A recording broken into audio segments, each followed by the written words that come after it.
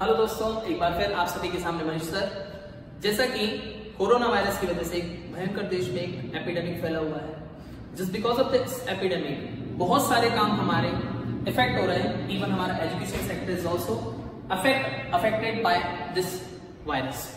तो कोई दिक्कत नहीं है, हमारी क्लासेस कैरी ऑन नहीं हो पा रही हैं, तो मैंने एक प्रयास किया, एक छोटी सी कोशिश की आपको कि घर बैठे, जैसा कि आपका CHSL का अपकमिंग एग्जाम्स है और अदर भी एग्जाम्स एयरफोर्स वगैरह के आने वाले हैं, उन एग्जाम्स को देखते हुए कुछ प्रीवियस पेपर्स के क्वेश्चंस मैंने डिस्कस किए हैं और कोशिश करूंगा कि आगे की वीडियोस भी डे टू डे मैं आपको देता जाऊं, जिससे आप घर बैठकर इन सब चीजों को पढ़ सकें। ठीक है, without wasting a single second to anything, we are just going to start our new session, that's all. इसमें प्रीवियस ईयर्स के एरर करेक्शन है, जिसमें कि सर एग्जाम्स में मोस्ट से लोगों का क्वेश्चन था। कई लोग मेरे पास फोन आए थे सर स्टूडेंट्स के कि सर क्लासेस तो लग नहीं रही, हमारा अपकमिंग एग्जाम है, हम कैसे क्या करें ये सब चीजें। तो मैंने कहा कोई दिक्कत नहीं है, मनीष सर हमेशा आपके साथ हैं, जैसा हमेशा रहे हैं। तो हम लोगों ने सेशन प्रिपेयर किया, जिसमें कि हम लोग सारे के सारे क्वेश्चंस डिस्कस करने वाले हैं जो प्रीवियस एग्जाम्स में आए हुए और मोस्ट प्रोबेबल क्वेश्चंस हैं, जिनमें एक ही क्वेश्चन में कई सारे कंसेप्ट जुड़े हुए हैं। बहुत इंपॉर्टेंट क्वेश्चंस है, शुरू से लेके एंड तक पूरी वीडियोस को देखें और वीडियोस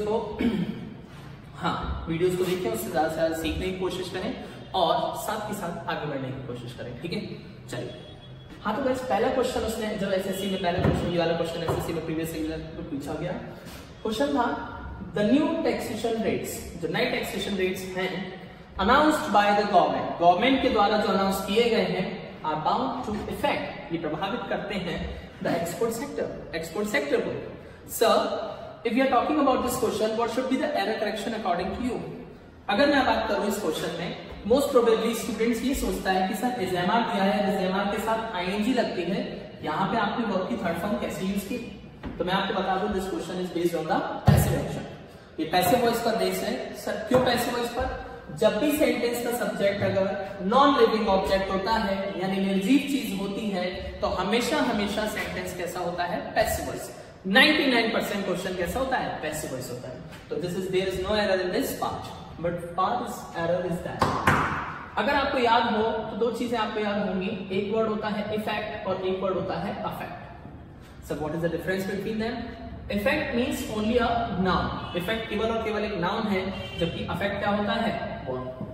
और हम सभी बचपन से पढ़ते आ रहे हैं कि टू के साथ हमेशा हमेशा वर्ब की फर्स्ट फॉर्म का ही कॉम्बिनेशन होता है। इफेक्ट मतलब प्रभाव और ये होता है प्रभावित करना। और यहाँ पर हम जानते हैं टू के साथ वर्ब की कौन सी फॉर्म आएगी? फर्स्ट फॉर्म आएगी। फर्स्ट फॉर्म आएगी तो इस जगह इफेक्ट जो देखा हुआ है उसकी जगह पर क्या आना होगा? अफेक्ट। सो आंसर कहां पर माना जाएगा? किसमें गलती मानी जाएगी? इस पार्ट में। क्यों? क्योंकि टू के साथ हमेशा हमेशा मेन वर्ब की फर्स्ट फॉर्म चलती है। चलिए तो हम लुक आउट करते हैं सेकंड क्वेश्चन की तरफ। सेकंड क्वेश्चन हमसे क्या कह रहा है, जब चेक करते हैं। सेकंड क्वेश्चन में उसने हमसे कहा कि आई नेवर कंसीडर्ड हिम, मैं नहीं मानता हूं। एक क्वेश्चन आया सर कंसीडर पर कुछ सुना सा लग रहा है, क्योंकि एग्जाम में हमारे कंसीडर पर कई बार आ चुका है। कंसीडर का मतलब होता है मानना, जिसका कि सिनोनिम पूछा गया था, तो सिनोनिम था रिगार्ड। लेकिन यहीं पर खत्म नहीं होता। कंसीडर जब एग्जाम में आया तो कंसीडर से मिलते दो तीन वर्ड्स जो हैं वो एग्जाम में परेशान करने वाले थे। अगर मैं इस कंसीडर को कंसीडरेशन बना दूं तो इसका मतलब मानना नहीं होगा, इसका मतलब होगा प्रतिफल। और इसी चीज को अगर मैं आपसे बात करता हूं, कंसिडरेट बना देता हूं, क्या बना देता हूं? Considerate. So what do you mean by considerate? Considerate means होता है बहुत गहराई से सोचना। जब कंसिडरेट वर्ड एग्जाम में आया तो pensive should be the synonym of that word. ये थोड़ी सी एडिशनली बात हो गई। अब बात करते हैं क्वेश्चन के बेसिस पे। मैंने कहा आई नेवर कंसीडर्ड हिम, मैंने कभी नहीं माना है उसे टू बी अ पर्सन, एक ऐसा person who would go back, जो कि go back on his promise, कि अपने प्रॉमिस से मुकर जाए, एंड देन, और फिर डू नॉट इवन अपोलोजाइज, और बल्कि उस पर माफी भी ना मांगे। अपोलोजाइज का मतलब सर होता है क्या? अपोलोजाइज मीन्स होता है माफी मांगना। सर अगर इस क्वेश्चन में देखा जाए what should be the error, तो बचपन से हम लोग एक स्ट्रक्चर पढ़ते आ रहे हैं, that's called subject verb and object. अगर इसी स्ट्रक्चर को थोड़ा सा और लेंदी करें तो subject plus helping verb plus main verb plus object, यही स्ट्रक्चर पढ़ा हमने। सेंटेंस में अगर मैं आपसे बात करता हूं, वुड एक बार है, एक तरीके की जब भी हेल्पिंग वर्ब लाई जाती है सेंटेंस में तो उसका नेचर सेम होना चाहिए। अगर इस क्वेश्चन में पढ़ें तो एक हेल्पिंग वर्ब हमें वुड दिखाई दे रही सभी को। पहली हेल्पिंग वर्ब अगर वुड है, आगे जब हम पढ़ते हैं who would go back on his promise, जो कि मुकर जाए अपने वादे से, एंड देन और फिर डू नॉट इवन, फिर हमें तुरंत एक और हेल्पिंग वर्ब। क्या एक ही सेंटेंस में दो अलग अलग नेचर की हेल्पिंग वर्ब्स आ सकती हैं? बिल्कुल नहीं। अगर हमने एक हेल्पिंग वर्ब यूज कर ली है वुड, तो यहाँ पर दोबारा से दूसरी हेल्पिंग वर्ब यूज करने की जरूरत नहीं होगी। We don't need to use the do in this place. Why? क्योंकि हम सब जानते हैं कि यहाँ पर एक बार हेल्पिंग वर्ब वुड आ चुकी है, तो दोबारा से डू डज दूसरी हेल्पिंग वर्ब नहीं आएगी। क्यों? क्योंकि मॉडल के साथ हमेशा वर्ब की फर्स्ट फॉर्म फॉलो होती है। एक फर्स्ट फॉर्म यहाँ पर है, एक फर्स्ट फॉर्म यहाँ पर, दोनों चीजें फॉलो हो रही है। So we don't need to use further helping verbs in this sentence. Okay guys, next question पे आते हैं हम लोग। वो हमसे क्या कहता है? नेक्स्ट क्वेश्चन हमसे कह रहा है when the students are ill, जब स्टूडेंट्स बहुत ज्यादा बीमार होते हैं। when the students, सब हम लोग सोच रहे हैं एग्जाम जब आता है तो इसका हिंदी मीनिंग है हूं हो होता है, बिल्कुल होता है। लेकिन आपको एक और बात बताना चाहूंगा, अगर एग्जाम सेंटेंस में आता है तो इसका हिंदी मीनिंग होता है, होती है, होते हैं भी आता है। But in case of the natural action, जब कोई स्वाभाविक सा काम होता है ना, तो हम एग्जाम का यूज होता है के सेंस में यूज करते हैं। सर कैसे? मैंने कहा शुगर इज स्वीट, शक्कर मीठी होती है, इसको इंग्लिश में बोलेंगे शुगर इज स्वीट। तो यहाँ पर एग्जाम का जो सेंस है हो नहीं है, होता है, होती है, होते हैं। When students are ill, जब स्टूडेंट्स बीमार होते हैं, they find that, उन्हें ऐसा लगता है। मैं आपको एक चीज डिस्कस करना चाहूंगा गाइस, यहाँ पर लगने के लिए वर्ड आया है फाइंड, इसी तरीके से एक और वर्ड आता है थिंक, तो इसी तरीके से अगर मैं आपसे बात करता हूं एक और वर्ड आता है फील। इसके बारे में इंटरेस्टिंग चीज बात कर लें। वो इंटरेस्टिंग सी चीज ये है कि जब जब सेंटेंस में हम अपनी फीलिंग्स को एक्सप्रेस करते हैं कि मुझे आज लगता है बारिश होगी, मुझे ऐसा लगता है कि मुझे भूख लग रही है, ठीक है, जब भी फीलिंग्स की बात होती है तो फीलिंग्स के लिए तीन वर्ड्स हमको प्रोबेबली मिलते हैं, फाइंड, थिंक और फील। लेकिन इन तीनों ही वर्ड्स के साथ जब जब फीलिंग्स को एक्सप्रेस करना हो, इनके साथ कभी भी आईएनजी यूज नहीं करेंगे। एक क्वेश्चन हमारे एग्जाम्स में मोस्ट प्रोबेबली बहुत मिलता है कि इन तीनों वर्ड्स के साथ जब जब फीलिंग्स को एक्सप्रेस करने की बात होगी तो इनमें कभी भी आईएनजी यूज नहीं की जाएगी। अब बात करते हैं क्वेश्चन के सेंस में। When the students are ill, जब स्टूडेंट्स बहुत बीमार होते हैं, they find, उन्हें लगता है that कि they have a lot of work, कि उनको बहुत सारा काम बाकी है। कॉमन सी बात है, a lot of के साथ आपको लग रहा होगा सर प्लूरल आना चाहिए, a lot of दोनों चीजें लाता है, प्लूरल भी लाता है तो अनकाउंटेबल, बहुत सारा काम, वर्क इज अनकाउंटेबल, तो there is no need to use S or PS in this place. To catch up with, कि अब दोबारा से वो बहुत सारा काम करना है उन्हें, दे रिटर्न, जब वो ठीक हो जाए। अच्छा एक बात बताइए, जब आप भी कभी बीमार होते हैं तो बीमारी से जब स्वस्थ होकर वापस आते हैं तो उसको हम रिटर्न बोलते हैं कि रिकवर बोलते हैं? तब आप सबको याद आया कि सर ऐसी कंडीशन में तो हम हमेशा रिकवर वर्ड यूज कर रहे हैं, यहाँ पर रिटर्न शब्द हमारे लिए कैसा होगा? गलत, क्योंकि हम जानते हैं रिटर्न तो किसी जगह से वापस आने के लिए होता है, लेकिन बीमारी से वापस आने को हम हमेशा क्या बोलते हैं? Recover. So there should be the error in this place. Okay guys, next question start करते हैं हम लोग। इन कंसेप्ट को जरूर याद रखना कि वर्ब की आईएनजी फील, थिंक और फाइंड, इन तीनों वर्ड्स में जब जब फीलिंग्स को एक्सप्रेस करना हो तो आईएनजी कभी नहीं आएगी। Okay guys, next the fireman वोर। फायरमैन से नाम से पता पड़ता है कौन है? जो आग बुझाने के लिए जो पर्सन आते हैं उन्हें क्या कहा जाएगा? फायरमैन। वियर की सेकंड फॉर्म है वोर। वो क्या पहनते हैं? Inflammable, inflammable clothing. वो कैसे कपड़े पहनते हैं? Inflammable for protection. जब एग्जाम्स में क्वेश्चन आया मोस्ट ऑफ द स्टूडेंट सोचने में लग गया सर उसमें गलती क्या है, लेकिन अगर ध्यान से पढ़ते तो आपको ये दिखता अगर ये सब्जेक्ट है तो दैट इज वर्ब, अगर ये वर्ब है तो ये क्या है? अच्छा, इनफ्लेमेबल क्लोथिंग नाम से कुछ सुना सुना लग रहा है। इनफ्लेमेबल का मतलब क्या होता है? इनफ्लेमेबल का मतलब होता है ज्वलनशील। अगर कभी ध्यान से पढ़ा हो तो ज्वलनशील का मतलब तो ये होता है जो चीज जल्दी आग पकड़े। अगर फायरमैन है, कहीं आग बुझाने जा रहे हैं, तो क्या आप ऐसे कपड़े पहन के जाएंगे कि जो जल्दी आग पकड़े या जहां आग ना पकड़े? हम ऐसे कपड़े पहनेंगे जो आग ना पकड़े। ऐसी कंडीशन में इस जगह पर हमें क्या लगाना होगा? नॉन फ्लेमेबल का यूज करना होगा। किसका यूज करना होगा? Non flammable. इनफ्लेमेबल तो वो हो जाएगा जिसमें और जल्दी आग पकड़े। फायरमैन को कैसे कपड़े पहने होंगे? Non flammable. So we have to use this, we have to use non flammable. Just next question की बात करें। नेक्स्ट क्वेश्चन हमसे क्या कहता है? वेल नोन पियानिस्ट, एक जाना माना सा पियानिस्ट है, हैड टू प्रैक्टिस, उसे बहुत ज्यादा क्या करनी पड़ी, प्रैक्टिस करनी पड़ी फॉर सेवरल आवर्स। सर यहाँ पर एक स्ट्रक्चर देख रहा है had two plus V1। Had two plus V1 पता है आपको कब आता है? एक स्ट्रक्चर मैंने लिखा आपके सामने हैड टू प्लस V1, जब जब सेंटेंस में आता है तो ये हमेशा हमेशा हमारी मजबूरी को दर्शाता है। When we talk about our compulsion, जब हम कंपल्शन की बात करते हैं यानी मजबूरी की बात करते हैं, मजबूरी में हमेशा हमेशा क्या चलता है, हैड टू चलता है, क्योंकि मजबूरी का नाम महात्मा गांधी नहीं, तो क्या होगा, हैड टू। मेरे साथ पार्टिसिपेट करते जाए। दिस वीडियो इज लाइक, जितनी भी एजुकेशनल वीडियोस होती हैं, this is like a movie. जितना आप इंटरेस्ट देंगे उतना ज्यादा आप डीप पर जाते जाएंगे, और जितना डीप पर जाएंगे उतना ज्यादा उससे बेनिफिट लेते जाएंगे। जब मैंने आपसे कहा मजबूरी की बात हो रही थी, मजबूरी के लिए आज आपने सीख लिया कि हैड टू प्लस V1 हमेशा हमेशा पढ़ता था के सेंस में आता है। वेल नोन पियानिस्ट, जाना माना सा जो पियानिस्ट है, हैड टू प्रैक्टिस, उसे प्रैक्टिस करनी पड़ी फॉर सेवरल आवर्स, बहुत घंटों तक, अ डे, हर दिन। एक का मतलब यहाँ पर किससे है, हर से है, एक से नहीं है, हर दिन से है, ठीक है। इवन आफ्टर हो गया बल्कि, ही रोज टू फेम, बल्कि उसको क्या मिल गई थी, फेम मिल गई थी। फेम मतलब क्या हो गया, popularity.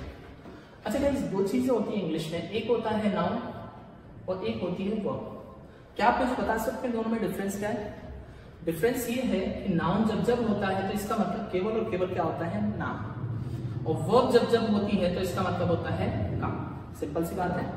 This is a marker, केवल नाम है, लेकिन मार्कर से लिखना, दैट इज कॉल्ड वर्ब, ये काम है। अगर मैं आपसे बात करता हूँ नाउन और वर्ब में डिफरेंस, तो दो वर्ड निकल के आते हैं। एक वर्ड होता है प्रैक्टिस और दूसरा वर्ड होता है प्रैक्टिस। सर दोनों में डिफरेंस क्या हुआ, that is a form of noun. एक नाउन की फॉर्म है और ये किसकी फॉर्म है, वर्ब की फॉर्म। अब अगर हम देखें, अभी थोड़ी देर पहले डिस्कस किया था, टू के साथ हमेशा हमेशा वर्ब की कौन सी फॉर्म चलती है, फर्स्ट फॉर्म, कॉम्बिनेशन स्ट्रक्चर है। तो यहाँ पर अगर हम पढ़ते हैं तो CE प्रैक्टिस वाला दिया है, यानी नाउन वाला दिया है। In this place we have to replace practice and we have to use practice. Why? Because 2 plus V1, had 2 plus V1 verb की फर्स्ट फॉर्म का स्ट्रक्चर होगा, और इस स्ट्रक्चर में हमें SE का यूज करना होगा। ऐसे कई एग्जाम्पल्स हैं, अकेला ये नहीं, एडवाइस, ये भी हमारे एग्जाम में आ चुका है, और दूसरा वर्ड एडवाइस। अगर ऐसा मिले तो ये वर्ब है, और अगर ये मिले तो नाउन। इसका मतलब केवल और केवल सलाह है, और इसका मतलब सलाह देना, ठीक है गाइस। तो हमने क्या सीखा, यहाँ पर जब भी हैड 2 प्लस V1 वर्ब की फर्स्ट फॉर्म का स्ट्रक्चर होगा तो मेन वर्ब को लेना होगा, और मेन वर्ब के लिए हमें किसका यूज करना होगा, SE का यूज करना होगा। ओके चैंपियंस, हाँ, we are just going to discuss a new question, just write this question. हाँ, नेक्स्ट क्वेश्चन हम लोगों ने देखा, वो लिखता है आई मस्ट कॉम्प्लीमेंट यू, मुझे तो मैं कॉम्प्लीमेंट देना चाहिए।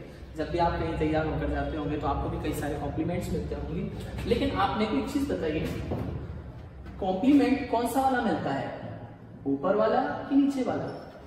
तो मैं आपको डिस्कस करता हूँ। ये जो कॉम्प्लीमेंट होता है, इट मींस तारीफ। तारीफ में कहे गए शब्द जो होते हैं वो हमारे कहलाते हैं complement. But when we talk about complement, it means पूरक। This cap is the complement to this marker. ये कैप जो है वो इसके लिए कॉम्प्लीमेंट्री है, इट मींस इसका पूरक है। अगर ये कैप नहीं होगा तो ये मार्कर कैसा हो जाएगा, सूख जाएगा। तो यहाँ पर आई मस्ट कॉम्प्लीमेंट, मुझे तुम्हारी तारीफ करनी है, ऑन योर गुड मैनर्स, आपके अच्छे मैनर्स के लिए, एंड योर इम्पैक्टेबल बिहेवियर, और इतने शानदार से बिहेवियर के लिए। सर इम्पैक्टेबल क्या होता है? अब अगर इसको डिस्कस करना है तो इसमें 3 वर्ड्स निकल के आते हैं। पहला वर्ड निकलता है पैक। पैक एक रूट वर्ड है जिसका मतलब हमेशा हमेशा गलती होता है। गलती को हम इंग्लिश में क्या बोलेंगे, एरर या फॉल्ट। पैक जब जब आएगा हमेशा हमेशा किसके लिए आएगा, एरर के लिए। इसी से एक वर्ड बन चुका है पैकाडिलो। कौन सा वर्ड बन चुका है, पैकाडिलो। पैकाडिलो का मतलब भी क्या होता है, गलती होता है। पैक मतलब हो गया गलती, और एबल मतलब क्या हो गया, योग्य। हमें वर्ड नहीं पता लेकिन आंसर हम निकाल सकते हैं। पैक मींस गलती, एबल मतलब योग्य, और एम मतलब क्या हो गया, नहीं। ऐसी चीज जिसमें कभी गलती हो ही नहीं सकती, ऐसा बिहेवियर जो से कहा जाएगा इम्पैक्टेबल। जब एग्जाम में इसका सिनोनिम आएगा इम्पैक्टेबल का तो आंसर होगा इनफैलिबल। कौन सा होगा, इनफैलिबल। आपको जानकर खुशी होगी, जो इनफैलिबल वर्ड है तुम्हारे एसएससी में कम से कम नहीं तो 5 से 6 बार 1 वर्ड सब्स्टिट्यूशन में पूछा जा चुका है। A thing that can not be error, एक ऐसी चीज जिसमें कभी गलती नहीं हो सकती, दैट इज कॉल्ड क्या कहलाएगा, इनफैलिबल। हिंदी में बोलते हैं अचूक। तो गाइस हमें गलती कहाँ मिली, इस कॉम्प्लीमेंट की जगह स्पेलिंग कौन सी होगी, complement. Okay guys, next question की तरफ मूव करते हैं हम लोग। तो सरकार आगे नेक्स्ट क्वेश्चन हमसे क्या कह रहा है? क्वेश्चन कह रहा है the value of the dollar, dollar की जो वैल्यू है डिक्लाइंस, नीचे गिर जाती है एज जब the rate of inflation, the rate of inflation. Sir inflation क्या होता है? इन्फ्लेशन मींस होता है महंगाई। जैसे जैसे महंगाई की जो रेट है रेजेस, महंगाई बढ़ती है तो डॉलर की रेट कैसे हो जाती है? नीचे गिर जाती है। जैसा कि क्वेश्चन में हम देख पा रहे हैं कि अगर पहला सेंटेंस प्रेजेंट इंडेफिनिट यानी एस या ईएस में है तो सेकंड सेंटेंस भी एस या ईएस। मोस्टली स्टूडेंट ये मैचिंग करने की कोशिश करता है, लेकिन गलती इसमें नहीं। गलती कहां है? अगर मैं आपसे पूछूं कि गाइस आपने ये दोनों वर्ड अगर कहीं ना कहीं पढ़े हो तो क्या आप इनमें डिफरेंस जानते हैं? डिफरेंस ये है राइज और रेज, दोनों ही मेन वर्ब है, लेकिन राइज जो है, राइज एक मेन वर्ब है जो स्वयं से उठना, स्वयं से बढ़ने के लिए आता है, और रेज होता है किसी और के द्वारा उठाना या बढ़ाना। सर एग्जांपल दोगे कैसे? आप चलते हुए जा रहे थे, अचानक नीचे गिर गए। अब अगर अपने आप उठते हैं तो उसी का कहा जाएगा राइज, और अगर मैं अपने सहारा देकर आपको उठाता तो क्या कहलाएगा? राइज। अच्छा एक बात बताइए, अगर डॉलर की कीमतें अपने आप गिर जाती हैं जब महंगाई ऊपर बढ़ती है तो ये काम अपने आप हो रहा है कि कोई और कर रहा है? ये काम अपने आप हो रहा है। और जब काम अपने आप होता है तो इस जगह रेजेस जो लिखा है इस जगह पर क्या होना चाहिए? राइजेस होना चाहिए। क्यों? क्योंकि हम सब जानते हैं राइज का मतलब होता है स्वयं से उठना। क्लियर सभी को? चलिए नेक्स्ट क्वेश्चन की तरफ बात करते हैं हम लोग। कोई जल्दबाजी नहीं हम लोगों को, we are just going to discuss 20, मतलब कुछ ही क्वेश्चन डिस्कस करेंगे, लेकिन करेंगे ऐसे कि एक ही क्वेश्चन हमारे लिए बहुत वैल्यूएबल हो। तो गाइस नेक्स्ट क्वेश्चन हमसे क्या कहता है?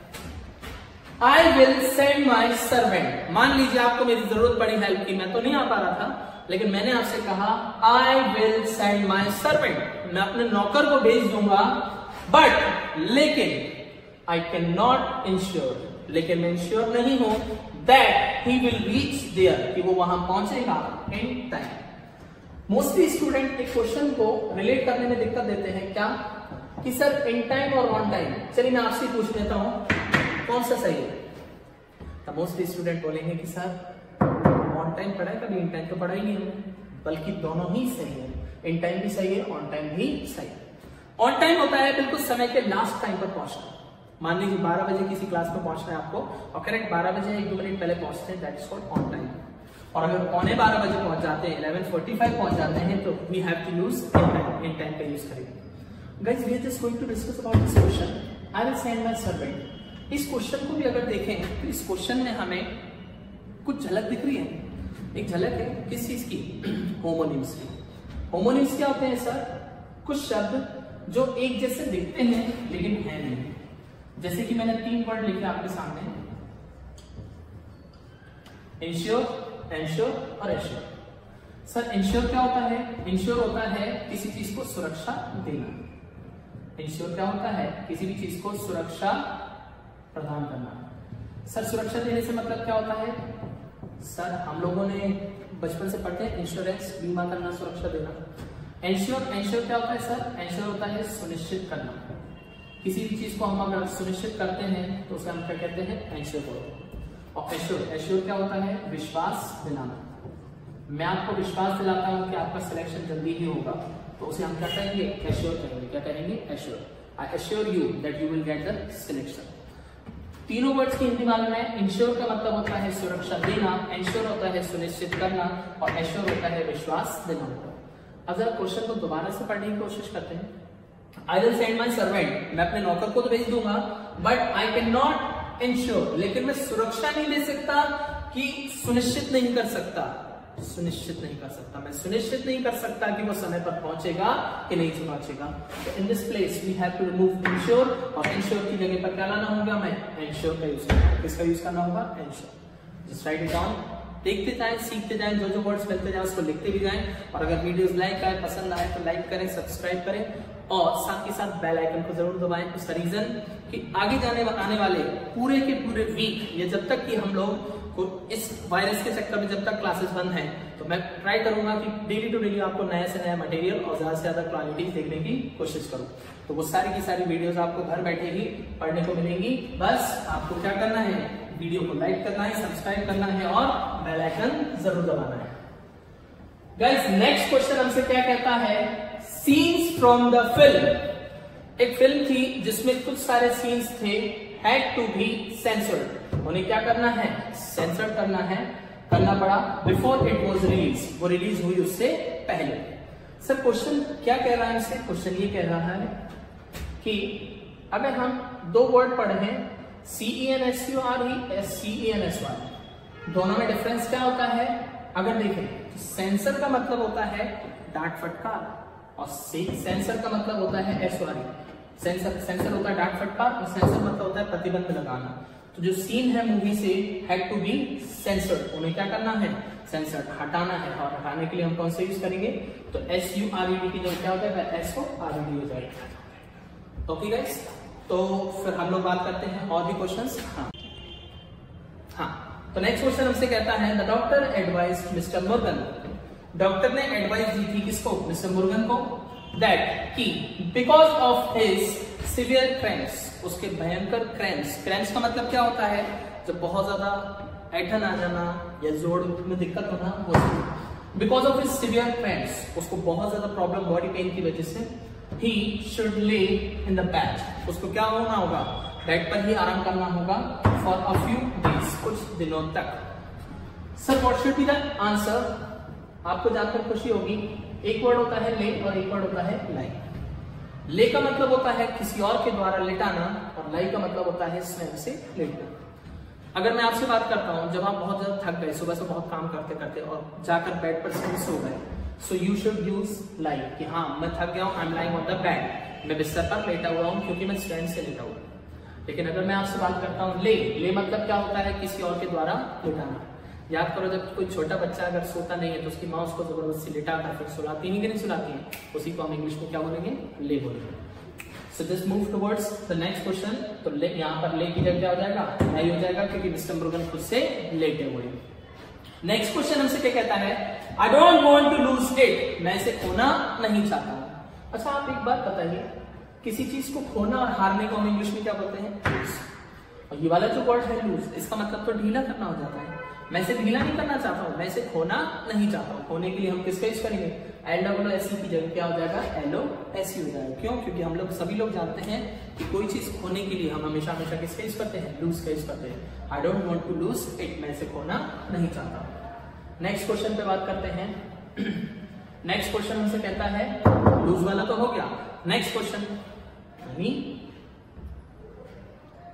हाँ, डू नॉट गेट पैनिक, ठीक है, परेशान ना होइए इन द इमरजेंसीज, किसमें, इमरजेंसीज के दौरान। लाइफ में जब भी आपके साथ कभी इमरजेंसीज आए, सर इमरजेंसी का प्लूरल हो सकता है, बिल्कुल हो सकता है। जब भी हमें कभी कोई परेशानियां आए तो कभी भी परेशान ना हो। सर एक वर्ड आया पैनिक, पैनिक का मतलब क्या होता है, परेशान होना। लेकिन आपको जानकर खुशी होगी कि दो तरीके की वर्ब होती है, एक होती है V1 और एक होती है गेट प्लस V3। सर दोनों में डिफरेंस क्या है, गेट प्लस V3 और V1 में डिफरेंस क्या है, डिफरेंस ये है कि जब गेट प्लस V3 आता है और V1 कब आता है, सेल्फ एक्शन, ऐसा काम जो हम स्वयं करते हैं उसके लिए हमेशा वर्ब की फर्स्ट फॉर्म आती है। और जब काम किसी और एक्सटर्नल फैक्टर से प्रभावित होता है, कोई और हमारे लिए काम करता है, तो गेट प्लस V3 आती है। सर एक एग्जांपल दोगे कैसे, मैंने कहा आई फिल द पेट्रोल, मैं पेट्रोल भरता हूं। अगर मैं खुद भरता हूं तो मैं बोलूंगा आई फिल पेट्रोल, मैं पेट्रोल भरता हूं। लेकिन क्या हम खुद से पेट्रोल भरते हैं, हम पेट्रोल भरवाते हैं। जब कोई थर्ड पर्सन हमारे लिए काम करता है तो हम क्या कहते हैं, आई गेट पेट्रोल फिल्ड, मैं पेट्रोल भरवाता हूं।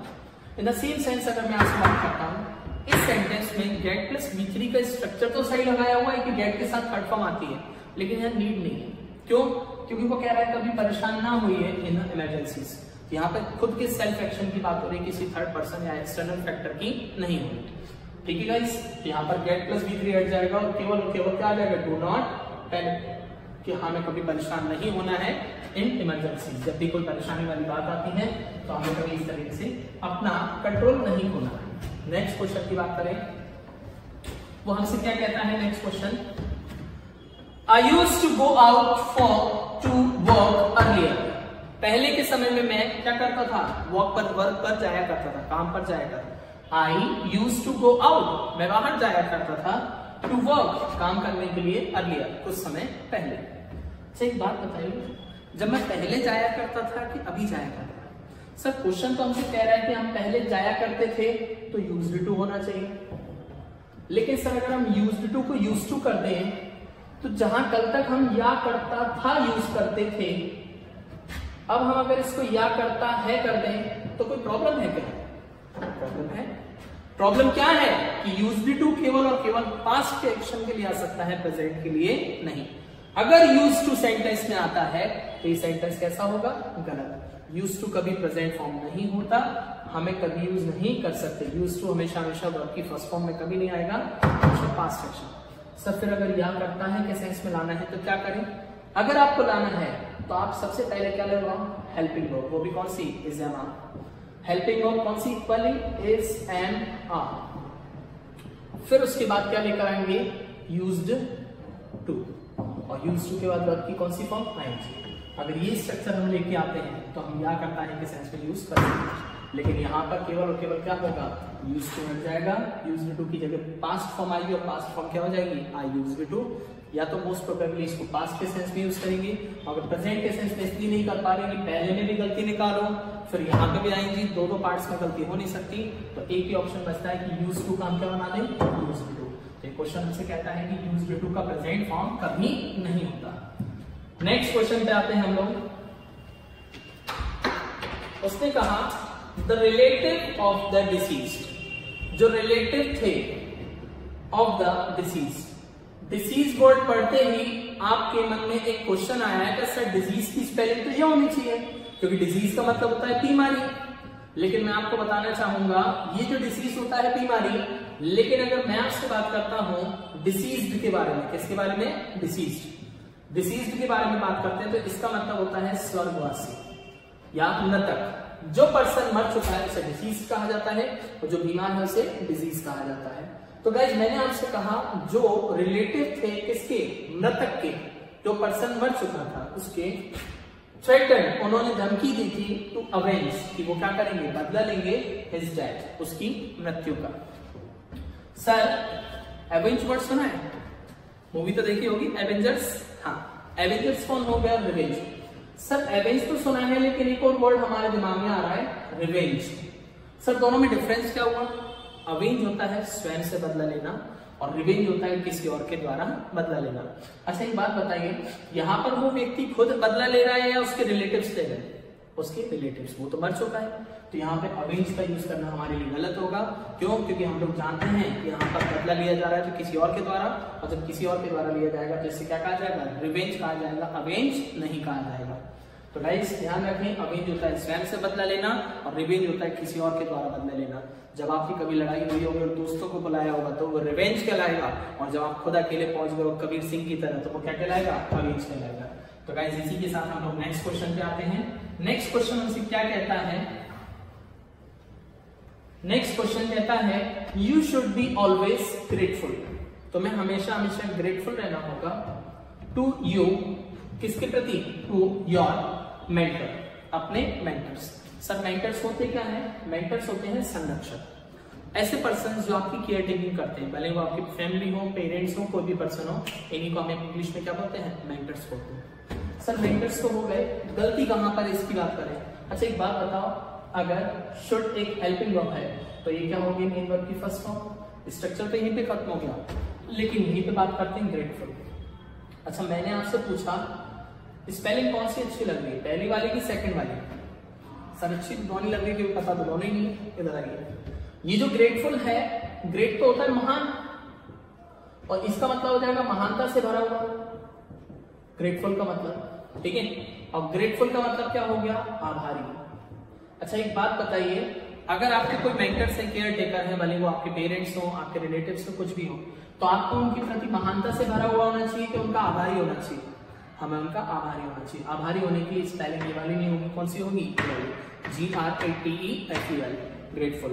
You should be grateful towards your teachers, you should be grateful towards your parents. उन सभी के लिए आपको क्या होना होगा? ये वाला ग्रेटफुल होना होगा, ये वाला नहीं। एक ही वर्ड को मैं इतनी बार इसलिए रिपीट कर रहा हूँ कि वीडियो देखते देखते हाँ, कई बार अगर वीडियो में कभी भी आपको दिक्कत आए तो आप उस चीज को दोबारा से देख सकते हैं, जिससे कि क्या है वो कंसेप्ट जितने भी मैंने मोस्ट प्रोबेबल कंसेप्ट थे उनको जितना हो सकता है अपना डिटेल में ले जाने की कोशिश की, जिससे कि कई लोगों को वीडियो जरूर लेंथी लग रही है, लेकिन लेंथी के साथ साथ ये क्वेश्चन एक ही क्वेश्चन में मैंने 3 से 4 क्वेश्चन डिस्कस करने की कोशिश की है। ओके गाइस, यहाँ पे ग्रेटफुल हट जाएगा और ग्रेटफुल की जगह ये वाला आ जाएगा। नेक्स्ट क्वेश्चन कहता है, मुझसे क्या कहता है जरा पढ़ें। नेक्स्ट क्वेश्चन कहता है due to the heavy rains, बहुत ज्यादा बारिश के कारण। कई लोगों के मन में क्वेश्चन है कि सर हमने किताब पढ़ी थी जिसमें ड्यू टू की जगह ओइंग टू लग रहा है। नहीं, एसएससी में ध्यान रखना, ड्यू टू कई किताबें हैं जो लिख के देंगी ओइंग टू शुरू में आता है और ड्यू टू बीच में आता है। अगर व्यापम जैसे एग्जाम्स की बात करें तो आप उसमें ले सकते हो क्योंकि उसमें 4 ऑप्शंस रहते हैं, उसमें रिलेट कर सकते हैं। एसएससी कभी ऐसा नहीं मानता कि ड्यू टू बीच में आएगा और ओइंग टू शुरुआत में आएगा, उसकी मर्जी है, वो कहीं भी लगा सकता है। Due to the heavy rains, बहुत हैवी बारिश के कारण द शिप, जो शिप था, जहाज था, ड्रोन, वो डूब गया in the middle of the ocean. कहां पर? समुद्र के बिल्कुल बीच में। सर क्वेश्चन क्या कह रहा है और आंसर क्या है? अच्छा एक बात बताइए, बात किसकी? डूबना। डूबने के लिए आपने एक वर्ड पढ़ा होगा शायद सिंक, और अभी एक वर्ड पढ़ रहे हो ड्रोन। सर दोनों में डिफरेंस क्या है वो भी बता दो हमको। चलिए दोनों की बात कर लेते हैं। सिंक और ड्रोन दोनों में क्या डिफरेंस होता है? सिंक होता है निर्जीव का डूबना। क्या होता है? निर्जीव का डूबना। कोई भी निर्जीव वस्तु अगर डूबती है तो उसी को हम इंग्लिश में क्या बोलते हैं? सिंक। और यही चीज ड्रोन होता है। ड्रोन क्या होता है? सजीव का डूबना। कि अगर कोई सजीव चीज आपके सामने डूबती है तो उसे क्या कहा जाएगा? ड्रोन। अच्छा एक बात बताओ, अगर यहाँ पर कोई व्यक्ति डूबा होता था तो हम ड्रोन यूज कर सकते थे, लेकिन यहाँ पर डूबा क्या है? जहाज। जहाज कैसा होता है? निर्जीव। और निर्जीव के लिए हम हमेशा किसका यूज करेंगे? सिंक। लेकिन सर सिंक की सेकंड फॉर्म, अगर सिंक की फर्स्ट फॉर्म सिंक है तो सेकंड फॉर्म होती है सैंक। कौन सी होती है? सैंक। तो यहाँ पर हमें किसका यूज करना होगा? सैंक। और अगर थर्ड फॉर्म की बात करें तो थर्ड फॉर्म क्या हो जाती है? संक। अभी हमें सेकंड फॉर्म चाहिए, सेकंड फॉर्म क्या हो जाएगा? क्लियर सभी को? चलिए नेक्स्ट क्वेश्चन की बात करते हैं। ड्रोन और सिंक का ध्यान रखें। हाँ, you are always doing this mistake. आपके टीचर ने आपसे कहा तुम हमेशा यही गलती कर रहे हो, क्यों ना अपनी गलती सुधार ली जाए। तो आज सुधार लेते हैं गलती। चलिए गाइस, मिस्टेक की बात चल रही थी तो गलती करना, करने को इंग्लिश में क्या बोलते हैं? डू। लेकिन दोनों में अंतर है। कमिट भी करना होता है और डू भी करना होता है, लेकिन डिफरेंस क्या है? कोई भी फेवरेबल एक्शन, कोई भी अच्छा काम करना, कोई भी अच्छा कार्य करना हमेशा डू कहलाता है। इसीलिए हम बोलते हैं do the job, do the duties and all, ठीक है। लेकिन यही चीज अगर कमिट के बारे में बात करें तो कमिट हमेशा किसके लिए आता है? बुरा कार्य करना। कोई भी काम जो बहुत बुरा सा होता है उसको करने के लिए किसका यूज करते हैं? कमिट का यूज कर सकते हैं। तो बताइए डू आएगा कि कमिट आएगा? डू हमेशा अच्छे काम के लिए। तो जब गलती कर रहे हो तो कोई भी गलत काम को करने के लिए आपको यहाँ पे डूइंग हटाना होगा। डूइंग की जगह कौन सा वर्ड लाना होगा? कमिटिंग लाना होगा। कौन सा लाना होगा? कमिटिंग। सर अगर हम कमिटिंग नहीं लाना चाहें तो आप एक और ऑप्शन लेते हैं, that is called making the mistakes. You are just making the mistakes in this things. इन चीजों में आप क्या कर रहे हो? गलतियां कर रहे हो। कंडीशन क्या है सभी को? चलिए नेक्स्ट क्वेश्चन पे आते हैं हम लोग। याद रहेगा सभी को, अच्छा काम करने के लिए हमेशा कभी भी आपने सुना होगा उसमें सुसाइड कमिट कर ली, तो सुसाइड कमिट करने का मतलब क्या हुआ? उसने सुसाइड कर ली। तो सुसाइड अच्छा काम है बुरा है? अच्छा मत बोलना, बुरा है, ठीक है। ऑन मैनी ओकेशंस, बहुत सारी ऐसी ओकेशंस हैं, वी डिड हेल्प। स्ट्रक्चर को अगर देखें तो हेल्प कौन सी फॉर्म है? Second form. डिड कौन सी फॉर्म है? Second form. क्या दो बार सेकंड फॉर्म आती है? चलिए छोड़िए, आप एक बात बताइए, सेंटेंस कैसा है? पॉजिटिव। क्या पॉजिटिव सेंटेंस में कभी हेल्पिंग वर्ब आती है? क्योंकि डू की सेकंड फॉर्म का हेल्पिंग वर्ब की सेकंड फॉर्म, क्या कभी सेकंड फॉर्म आती है? नहीं। तो हमें याद है कि अगर सेकंड फॉर्म आ रही है तो इसके साथ कभी भी मेल दोबारा से हेल्पिंग वर्ब नहीं आएगी। हिंदी कर लेते हैं। ऑन मेनी ओकेशंस, बहुत सारे ऐसे अवसर आए, we help the poor people, हमने गरीबों की मदद की। बाय द वे, इसके द्वारा, of giving them food to eat, उन्हें खाना दिया खाने के लिए, and clothes to put on, और कपड़े पहनने के लिए। जहां हम कल तक पहनने के लिए वियर यूज करते थे, आजकल एक वर्ड चलता है पुट ऑन। पुट ऑन का मतलब भी क्या होता है? पहनने के लिए यूज किया जाता है। क्यों? क्योंकि वियर जो शब्द है वो केवल और केवल कपड़ों तक सीमित होता है, लेकिन अगर मैं कहूं मुझे वॉच पहननी है, I am just putting on the watch, not I am just wearing the watch. Okay, हाँ तो गाइस यहाँ पर हेल्पिंग वर्ब मेन वर्ब कभी साथ में नहीं आएंगी। पॉजिटिव सेंटेंस में केवल सेकंड फॉर्म आती है। देखो एग्जांपल मैंने आपसे कहा आई वेंट टू स्कूल, मैं स्कूल जाता था। प्रूफ कर देता हूं, आई वेंट टू स्कूल, मैं स्कूल जाता था, तो केवल सेकंड फॉर्म आ रही है। क्या हमने कभी दोबारा से डिड लगाया? I did went to school? नहीं ना।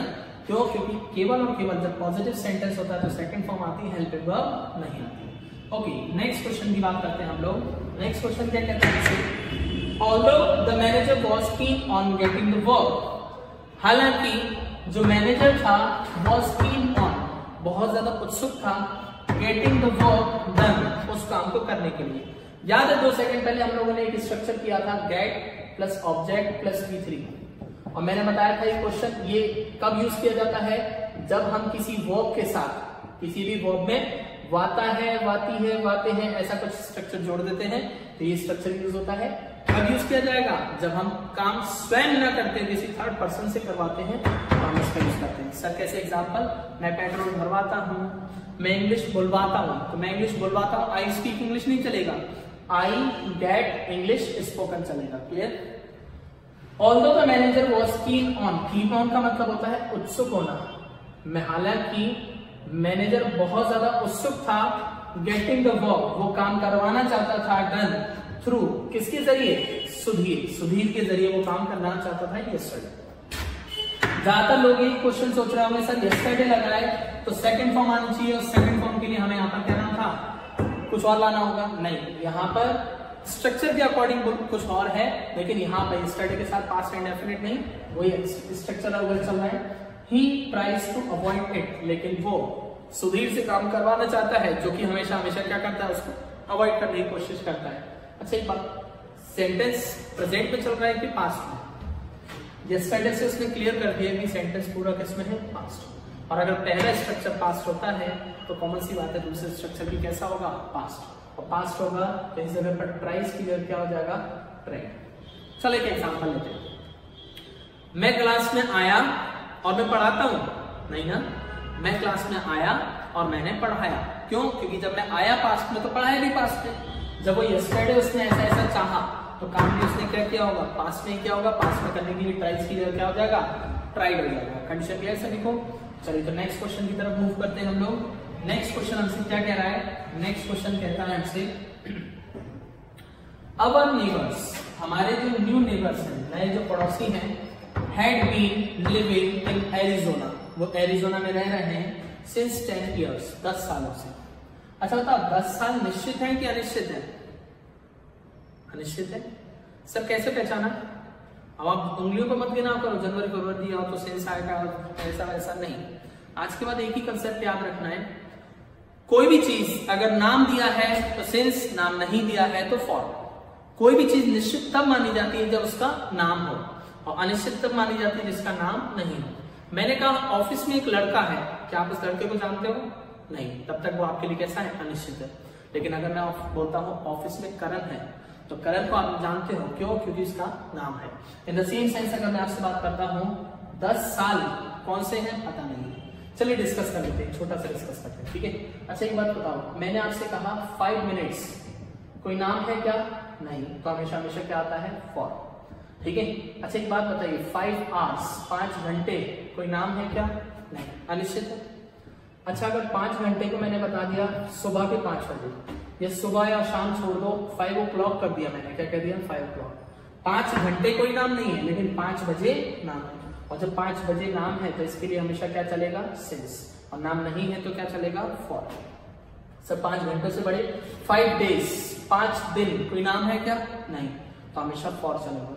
लेकिन 5वां दिन कौन सा होता है? फ्राइडे। फ्राइडे क्या है? नाम, और जब नाम है तो इसके लिए क्या चलेगा? सिंस। 5 साल, कोई नाम है क्या?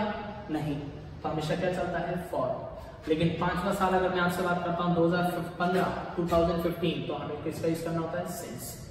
इसमें उसने 10 साल लिखे हैं, 10 साल में नाम तो नहीं दिया, नाम नहीं दिया तो we have to remove since, और सिंस की जगह हमें किसका यूज करना होगा, फॉर। एक कंसेप्ट सीख चुके हैं कि अगर किसी भी टाइप का नाम दिया है तो फॉर, नाम दिया है तो वह निश्चित है, और निश्चित है तो क्या आएगा, सिंस, और नाम नहीं दिया है तो अनिश्चित है, अनिश्चित है तो फॉर। ठीक है सर, एक एग्जांपल दोगे कैसे? हाँ, एग्जांपल ये सारे आपके सामने हैं कि अगर फॉर 5 मिनट्स, 5 मिनट कोई नाम नहीं होता, 5 घंटे, 5 दिन कोई नाम नहीं, सबके लिए फॉर आ रहा है, नाम दिया 5 o'clock, फ्राइडे, सिंस 2012, तो सबके साथ क्या चलेगा, सिंस। तो गाइस यहाँ पे 10 साल को लिखे हैं, 10 साल कैसे, अनिश्चित, अनिश्चित के लिए क्या चलेगा, फॉर। नेक्स्ट क्वेश्चन की तरफ आते हैं हम लोग। नेक्स्ट क्वेश्चन हमसे क्या कहता है, the fifth and final act, पांचवा और अंतिम एक्ट ऑफ मैकबेथ, उस किसका, मैकबेथ। मैकबेथ एक प्ले है, उसके बारे में बात किया गया है, और पांचवा और अंतिम एक्ट जो है, कंटेन द, उसके अंदर है, कंटेन का मतलब होता है कोई चीज किसी चीज के अंदर समाई होना, contain the sleepwalking scene, उसमें क्या है, नींद में चलने का एक सीन बताया गया है। सर एक क्वेश्चन बनता है कि यहाँ पे जो कंटेन वर्ड, गलती कहां पर है? अच्छा सब छोड़ो, आप मेरे को ये बताओ, अगर मैं कहूं पांचवा और सबसे बड़ा लड़का इंटेलिजेंट है हमारे घर में, तो क्या ये दो अलग अलग लड़के हैं कि केवल एक ही लड़का है? कॉमन सी बात है, दोनों एक ही लड़का है कि 5वें नंबर का है लेकिन सबसे बड़ा।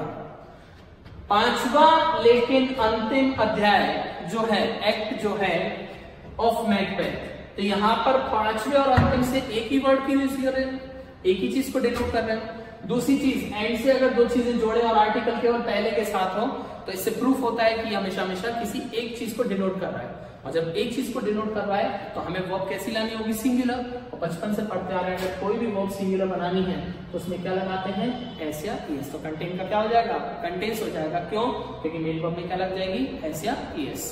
ओके गाइस, नेक्स्ट हमसे क्या कहता है वो क्वेश्चन, आई सॉ हिम, मैंने उसे देखा था, अ कपल ऑफ टाइम्स, बहुत बार, सिंस मई, कब से, मई के दिनों से। अच्छा एक बात बताइए, मैंने उसे देखा, आई सॉ हिम, पास्ट की बात है, अ कपल ऑफ टाइम्स, कई बार। अ कपल ऑफ कब यूज किया जाता है, जब कई बार की बात होती है। अ कपल ऑफ डेज, कुछ दिनों के लिए बात करते हैं। A couple of minutes use किया जाता है। कई बार मैंने उसे देखा है, सिंस मई, कब से, मई के दौरान से। ठीक है, अच्छा एक बात बताइए, सिंस के साथ में आ रहा है, क्या सही होगा? याद है, मई एक महीने का नाम है, और नाम है तो वो निश्चित है, और निश्चित है तो क्या नाम, सिंस। इसमें कोई गलती नहीं है। लेकिन स्ट्रक्चर अगर याद हो कि सेंटेंस में अगर सिंस और फॉर आते हैं, और वो किसको लेकर आते हैं, टाइम, तो हमेशा हमेशा या तो दो तरीके के स्ट्रक्चर होते हैं, या तो हैजर के साथ थर्ड फॉर्म आती है, या फिर हैजर के साथ बीन प्लस वर्ब की आईएनजी। सर स्ट्रक्चर डिस्कस करोगे थोड़ा सा, मैं बताता हूं। अगर मैं आपसे बात करता हूं कोई ऐसा एक्शन जो कंटिन्यूटी में जारी है, कोई भी ऐसा एक्शन जो कंटिन्यूटी में जारी है, उसके लिए हम किसका यूज करते हैं, हैजर के साथ बीन प्लस वर्ब की आईएनजी का यूज करते हैं। किसके साथ, सेंस फॉर के साथ। और अगर वो काम जारी नहीं है तो हमें उस स्ट्रक्चर को किसमें ले जाना होता है, हैजर प्लस P3 में ले जाना होता है। इस सेंटेंस को अगर देखा जाए तो सेंटेंस में क्या लगा है, सेंस में लगा है। ऐसी कंडीशन में कभी भी दो ही स्ट्रक्चर चलेंगे, या तो प्रेजेंट परफेक्ट टेंस, या तो केवल और केवल परफेक्ट टेंस यूज होता है, या फिर परफेक्ट कंटिन्यूअस यूज होता है। जैसा कि हम देख पा रहे हैं, सिंस फॉर सेंटेंस में है तो हमें इसमें से सेकंड फॉर्म यानी इंडेफिनिट हटाना होगा, इसे बनाना होगा परफेक्ट। परफेक्ट बनाने के लिए चाहे तो आप हैजर प्लस V3 यूज कर लें, और चाहे तो हैड प्लस V3, दोनों का यूज कर सकते हैं।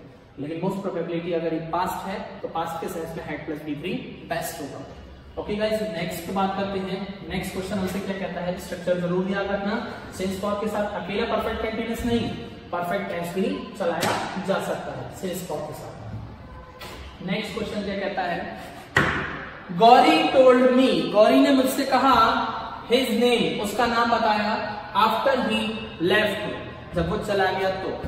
अच्छा याद है बचपन के दो एक्शन ऐसे याद किया करते थे, कौन से, एक काम जब समाप्त हो, जब भी कोई एक एक्शन खत्म हो दूसरा एक्शन शुरू हो, तो एक हेड प्लस V3 में जाता और दूसरा V2 में। याद है, डॉक्टर के आने से पहले मरीज मर गया था, याद है, वही चीज यहाँ पर है कि डॉक्टर आया और मरीज पहले चला गया। ठीक है, तो यहाँ पर क्या चल रहा है कि एक काम हुआ उससे पहले दूसरा काम हो गया।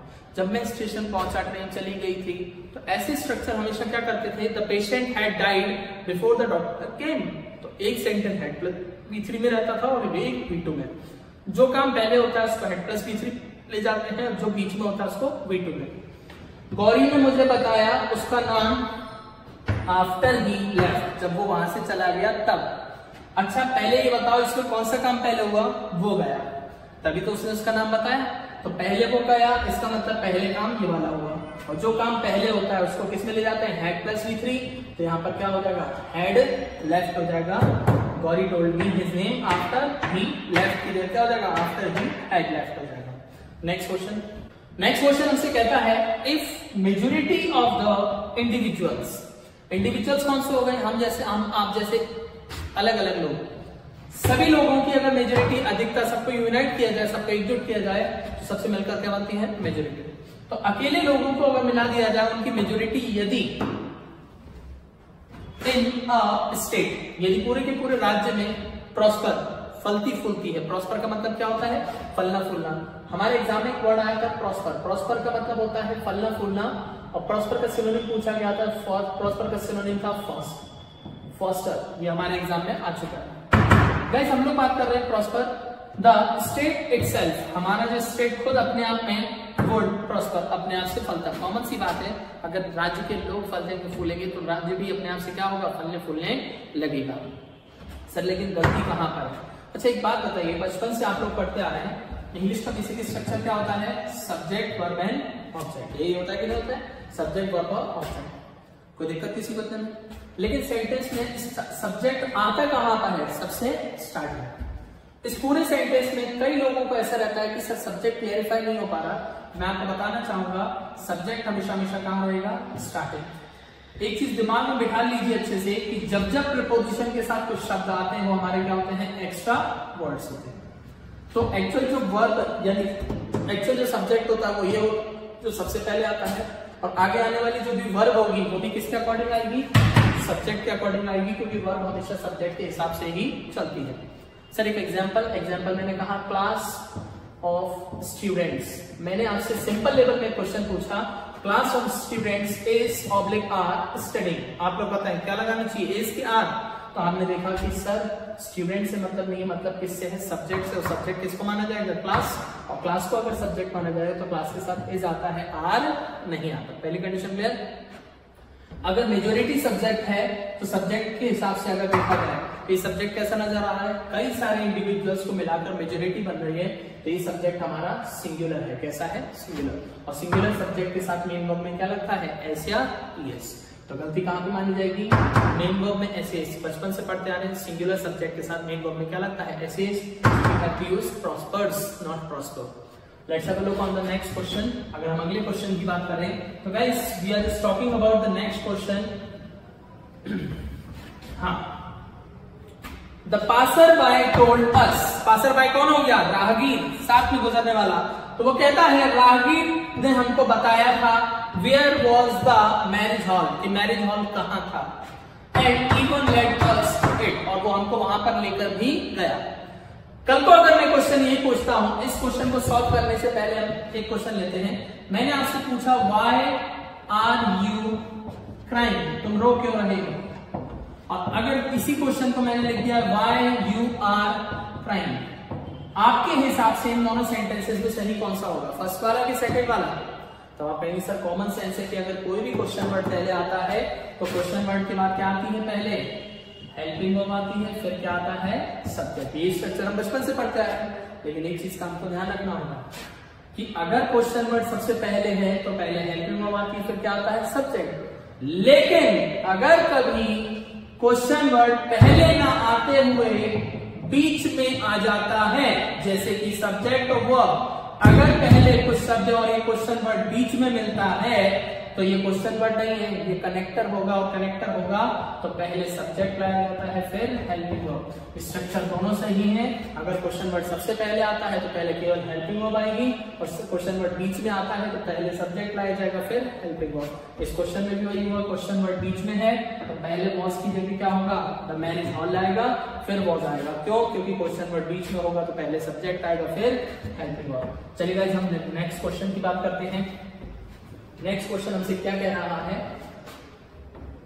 हिज ट्रेडिशन बाउंड एटीट्यूड, उसका परंपराओं में उलझा हुआ जो एटीट्यूड है, एटीट्यूड मीन्स व्यवहार या रुख, उसका जो व्यवहार है had to be a constant source, वो क्या हो गया है, अब एक आदत सी बन गई है ऑफ डिससैटिस्फैक्शन, असंतोष की आदत सी बन चुकी है among the younger members of the family, family के बाकी छोटे सदस्यों के लिए। सर क्वेश्चन बनता है कि इसमें, अच्छा एक चीज मुझे बताइए, अगर मैं कहूं आई वॉज अ स्टूडेंट, मैं स्टूडेंट था, क्लियर सभी को, और अगर मैं कह दूं I had to be a student, कौन सा सही होगा? सर सही तो दोनों ही होंगे, लेकिन डिफरेंस, जब मैं अपनी जनरल इंफॉर्मेशन दे रहा होता हूं तो हम केवल और केवल वॉज वर्ब का यूज करते हैं। I was a student, naturally मैं वाकई में एक स्टूडेंट था, लेकिन I had to be a student मतलब क्या हुआ कि मैं स्टूडेंट था नहीं, लेकिन मुझे स्टूडेंट बनना पड़ा। जब मजबूरी वाली बात आती है तो हैड टू बी का यूज करते हैं। इन दिस कॉन्टेक्स्ट अगर बात करें उस पर्सन की जिसका नेचर ही वैसा है तो उसका नेचुरल एक्शन हो गया। नेचुरल एक्शन के लिए वॉज वर्ब ज्यादा बेस्ट होता है, हैड टू बी नहीं। When we talk about the compulsion, जब हम मजबूरी की बात करेंगे तभी हम किसका यूज करते हैं, हैड टू बी का यूज करते हैं। और when we talk about the natural action, स्वाभाविक सी कोई क्रियाओं की बात करते हैं तो वॉज वर्ब आता है। इस जगह पर गलती क्या है कि हैड टू बी पूरे को हटाना होगा और उसकी जगह क्या लाना होगा, वॉज वर्ब, क्योंकि यहाँ पर नेचुरल एक्शन की बात की गई है। नेक्स्ट क्वेश्चन की बात करते हैं गाइस। हाँ तो guys next question we are just talking about 2 hours have passed, 2 घंटे गुजर चुके हैं since he had fallen asleep, जब से वो सोया है। अच्छा एक बात बताओ, अगर सेंटेंस में सिंस आता है तो सिंस के साथ आज तक हम क्या देखते आ रहे हैं, टाइम, कॉमन सी बात है। लेकिन अब कभी कभी स्ट्रक्चर में आपको टाइम की जगह पर, कभी कभी स्ट्रक्चर में टाइम की जगह पर कोई एक्शन मिलता है, तो याद रखना वो एक्शन जो होगा वो वर्ब की कौन सी फॉर्म में होगा, सेकंड फॉर्म में। अब यहाँ पे हमारा एक नया स्ट्रक्चर बनता है, वो स्ट्रक्चर क्या है कि सिंस के बाद अगर टाइम ना आते हुए कोई कार्य दर्शाया जाए, वो भी कौन सी फॉर्म में, सेकंड फॉर्म में, तो पहला जो स्ट्रक्चर होगा वो किसमें होगा, हैज ए प्लस V3 में होगा। किसमें होगा, हैज ए प्लस V3। तो एक नया स्ट्रक्चर बन चुका है कि अगर पहला structure has a plus V3 है और बीच में सिंस है तो अगला स्ट्रक्चर किसमें जाएगा, सेकंड फॉर्म में जाएगा। अगर हम इसको ध्यान से पढ़ें तो पहले में क्या दिया है, हैव के साथ थर्ड फॉर्म, बीच में क्या दिया है, सिंस। नेचुरली सिंस के साथ टाइम आता था, लेकिन यहाँ पर सिंस के साथ क्या आ रहा है, एक्शन आ रहा है। और यहाँ पर जब एक्शन आ रहा है यानी सेकंड फॉर्म आ रही, देखिए हैड स्लीपर, तो हमने देखा पहला स्ट्रक्चर सही मैच हो रहा है, हैज के साथ थर्ड फॉर्म, बीच में भी सिंस आ रहा है, लेकिन यहाँ पे जहां सेकंड फॉर्म आनी चाहिए वहां पे हैड प्लस V3 आ गई। तो हमें क्या करना होगा, इस जगह से हैड हटाना होगा और हैड के साथ साथ फॉलन को भी हटाना होगा। क्यों? क्योंकि हमें वर्ब की कौन सी फॉर्म चाहिए, second form, because it is a natural action. ठीक है, तो नॉर्मली इस एक्शन के लिए हमें सेकंड फॉर्म, और सेकंड फॉर्म लाएंगे तो क्या हो जाएगा, फेल। ओके तो गाइस इस जगह पर फेल होगा, क्यों? क्योंकि स्ट्रक्चर पूरा फॉलो, ये स्ट्रक्चर का थोड़ा ध्यान रखें। क्यों? क्योंकि ये स्ट्रक्चर एग्जाम्स में कई बार देखने को मिला है। दूसरी चीज, हाँ आज का सेशन यहीं पे खत्म होता है, और जस्ट बिकॉज ऑफ जब तक भी क्लासेस शुरू ना हो जाती है, कुछ और टाइम को लेते हुए हम न्यू डेज नए वीडियोस को देखें, सीखने की कोशिश करें और सीखते हुए आगे बढ़ते रहें। इसका रीजन आपका CHSL, air force and other exams, बहुत सारे एग्जाम्स आपके आने हैं, नियरेस्ट हैं, और इन एग्जाम्स को लेते हुए पढ़ते रहें और चैनल को लाइक करें, सब्सक्राइब करें, बेल आइकन को जरूर दबाएं, क्योंकि मैं इस हफ्ते में बैक टू बैक पूरे हफ्ते कोशिश करूंगा बैक टू बैक सारी की सारी वीडियोस देता जाऊं। आज मैंने एरर करेक्शन से रिलेटेड, कल वॉकअप और बहुत सारी अलग अलग कुछ नई से नई चीजें आपको आपके एग्जाम के पॉइंट ऑफ व्यू से लेकर आने वाला हूं। ठीक है, और थोड़ा सा एक और बात, हाँ अपना बड़ा ख्याल रखें। Just because of corona virus अगर आप बाहर नहीं जा पा रहे हैं, डजंट मैटर, कोई दिक्कत नहीं है, self study is best and हम लोग आपके लिए अवेलेबल हैं यूट्यूब पर। ठीक है, यूट्यूब के अलावा भी बहुत सारी चीजें हैं, लेकिन हाँ बस केवल और केवल स्टडी से माइंड डाइवर्ट नहीं करना है और अपना पूरा ख्याल रखें कोरोना वायरस को लेते हुए, ठीक है।